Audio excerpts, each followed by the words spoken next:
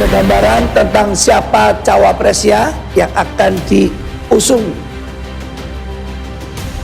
Kalau saya lihat, ini analisa saya untuk kondisi Indonesia saat ini, Ya, dan terutama untuk tahun-tahun ke depan, ya, karena kita akan menghadapi resesi ekonomi itu di 2025, Thomas. yes. Ini harus seorang militer, Thomas. Seorang militer, Bukan hanya sekedar pencitraan. bukan seorang pencitraan. Yes, Pak Daud. Bukan hanya sekedar apa, Thomas? Pencitraan.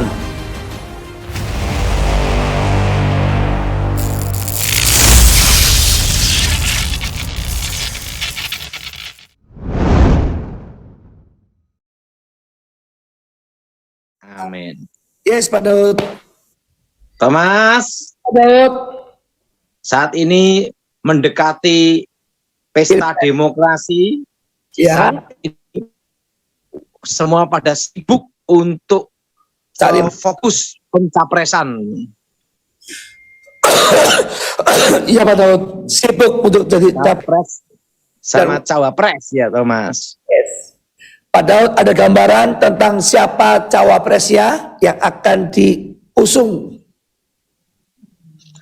Kalau saya lihat, ini analisa saya untuk kondisi Indonesia saat ini, Ya, dan terutama untuk tahun-tahun ke depan, ya, karena kita akan menghadapi resesi ekonomi itu di 2025, Thomas. yes.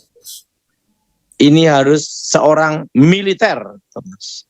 Seorang militer, Bukan hanya sekedar pencitraan. bukan seorang pencitraan. Yes, Pak Daud. Bukan hanya sekedar apa, Thomas? Pencitraan. Harus seorang militer yang terjun di lapangan, Yes, karena ini kan ada bencana alam juga, yes, kan ada El Nino, kekeringan, yes. setelah itu kebanjiran, Oh, ada juga kebakaran, kita tidak tahu kan, Thomas, yes, Pak Daud. tahun-tahun mendatang. Yes, Dan kondisi dunia saat ini ada perang Ukraina, yes, geostrategi geopolitik. Nah, jadi yang harus menjadi capres atau cawapres, salah satu, Thomas ya, yes. capresnya atau cawapresnya harus militer, Harus dan militer. harus dari angkatan darat. Angkatan darat. Yes.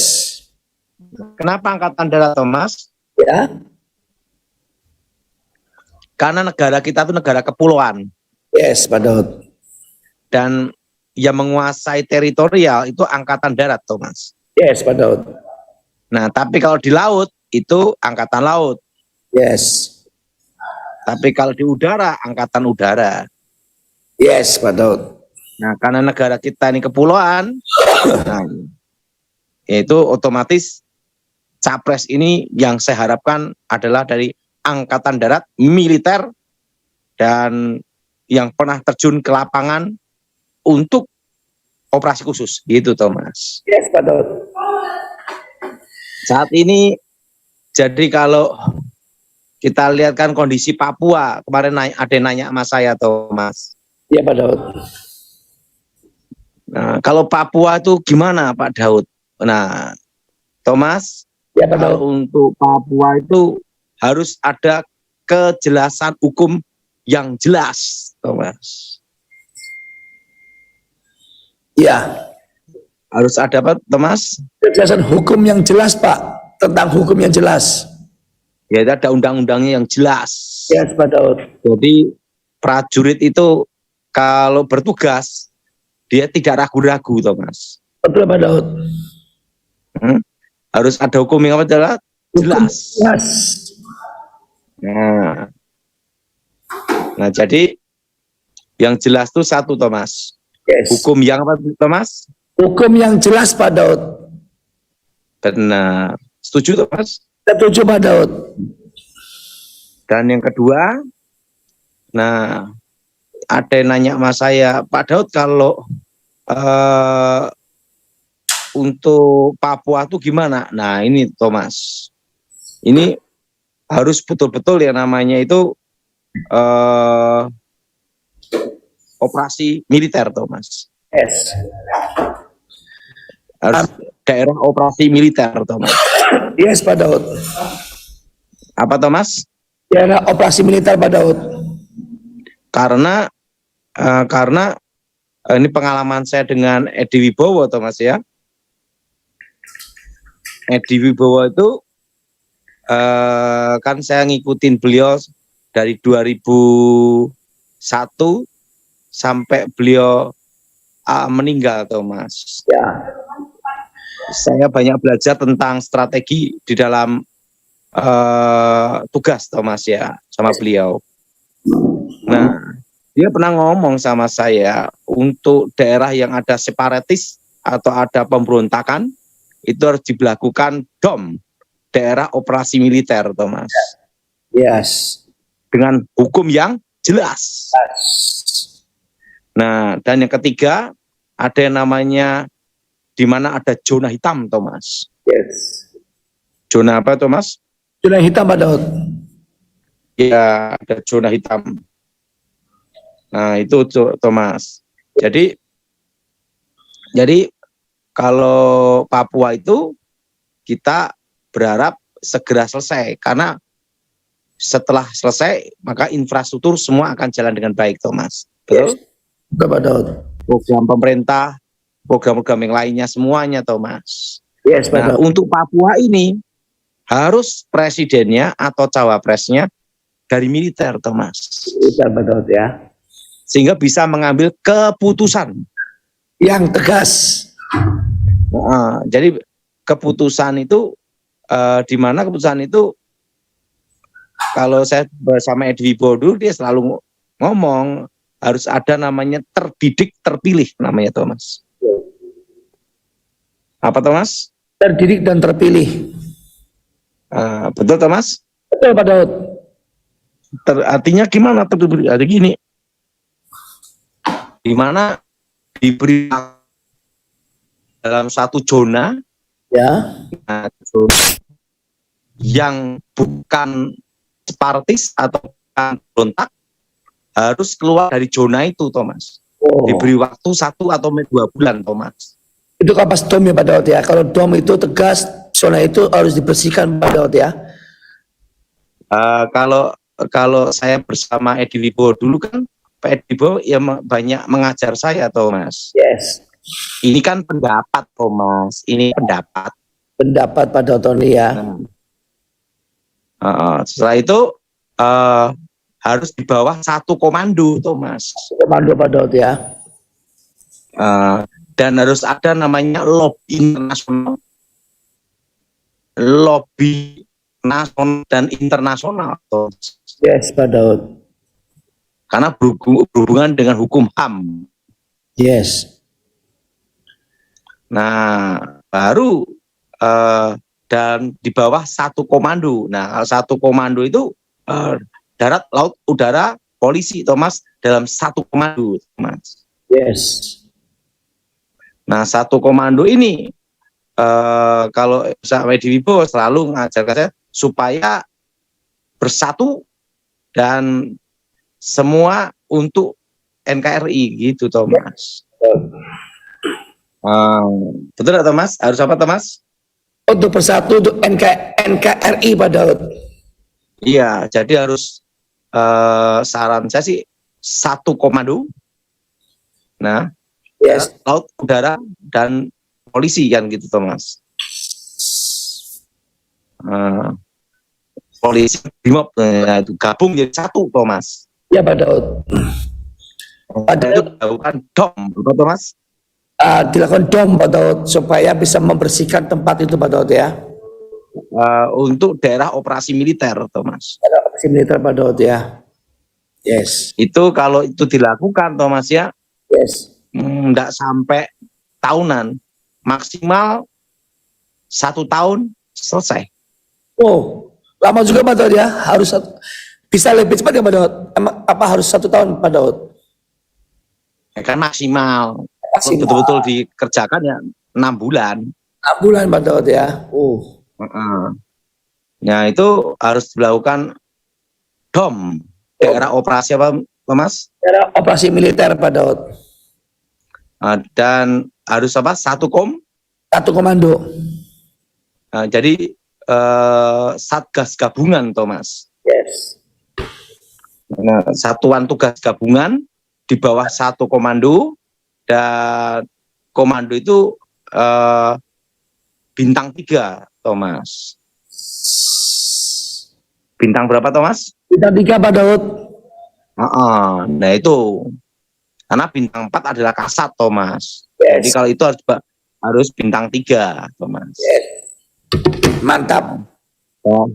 Baru bisa mengendalikan Papua supaya aman dan damai, Thomas. Yes, Pak Daud. Kalau bintang 7, 16 Pak Daud.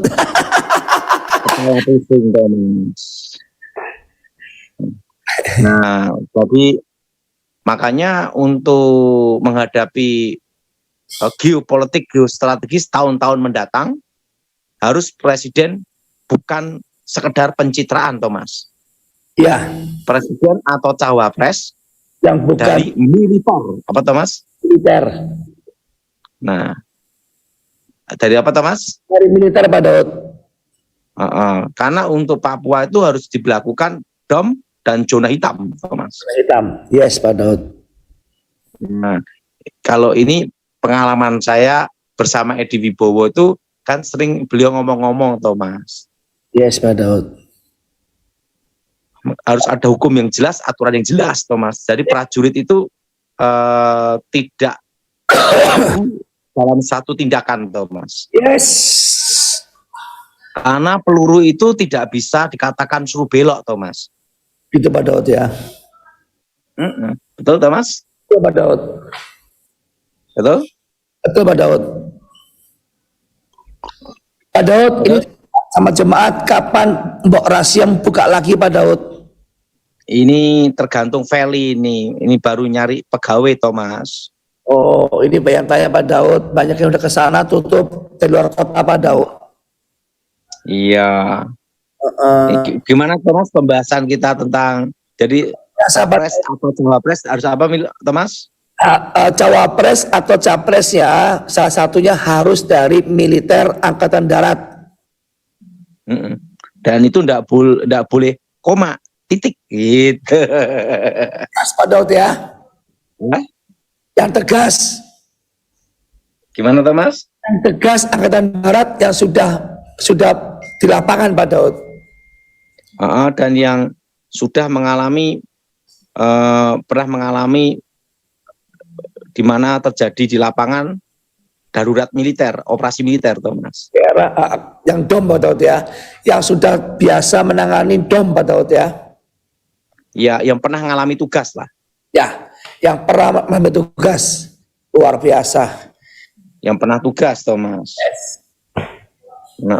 Karena apa? Kalau belum pernah tugas kan Baru teori doang, Thomas. Betul. Betul Pak Daud. Gimana, Thomas? Betul Pak Daud. Tidak perlu wacana tapi prakteknya Pak Daud.